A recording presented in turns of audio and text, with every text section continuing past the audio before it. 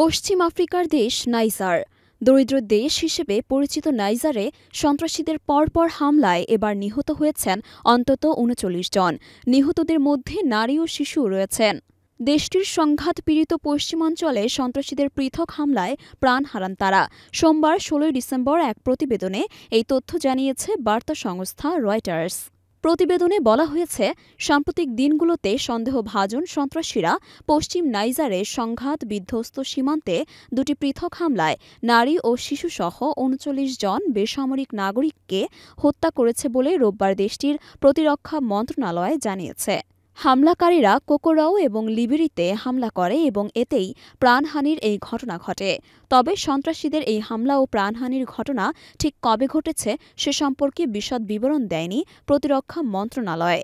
মূলত পশ্চিম আফ্রিকার ৩ দেশ নাইজার, মালি ও বুর্কিনা ফাসোর বেশ কিছু অঞ্চল ঊষর, অনুর্বর ও দারিদ্র্যপীড়িত বলে পরিচিত।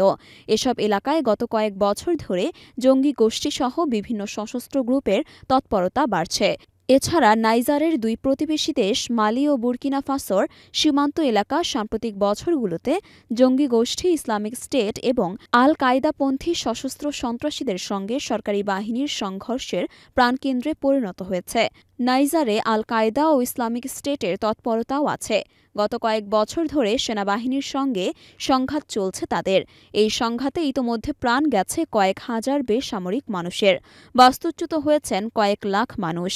জাতিসংঘের তথ্য অনুযায়ী বিশ্বের ১৮৯টি দেশের মধ্যে দরিদ্র দেশ হিসেবে নাইজারের অবস্থান নিচের দিকে। প্রতিবেশী দেশগুলোর মতো এই দেশটিও সশস্ত্র সন্ত্রাসীদের মোকাবিলা করতে হিমশিম খাচ্ছে।